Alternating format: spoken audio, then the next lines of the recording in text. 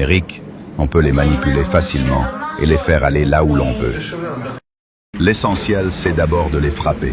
Pas une fois, mais plusieurs fois, si durement que le prix qu'ils payent devienne insupportable. Jusqu'ici, ce prix n'a pas été assez lourd. Un assaut total contre l'autorité palestinienne qui les pousse à craindre que tout s'effondre. La peur les contraint. Mais attends, le monde va dire que nous sommes les agresseurs. Qu'ils disent ce qu'ils veulent. Tu n'as pas peur de ce qu'ils diront, Bibi? Non, surtout aujourd'hui, avec les États-Unis.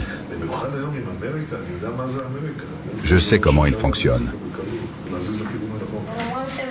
L'Amérique, on peut les manipuler facilement et les faire aller là où l'on veut.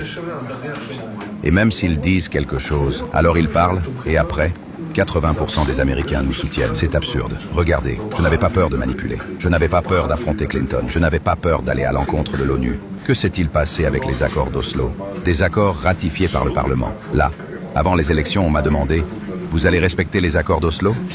J'ai répondu « Oui, sous condition de réciprocité et de retrait limité. » J'ai interprété les accords à ma manière, de façon à stopper le retour aux frontières d'avant 1967.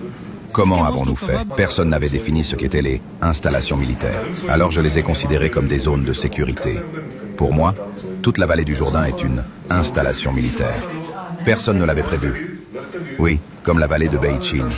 Vous voyez ce que je veux dire? Mais ensuite, il restait la question. Qui allait définir ces installations militaires? J'ai reçu une lettre de Christopher, adressée à Arafat et à moi en même temps,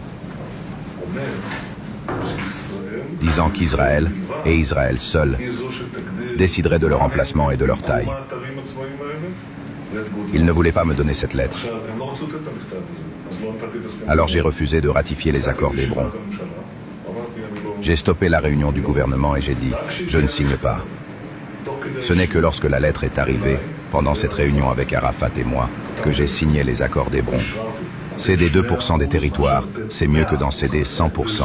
Et c'était le choix auquel nous étions confrontés. Tu cèdes 2%, mais tu as stoppé le retrait initialement prévu par les accords, plutôt que de rendre 100% des territoires.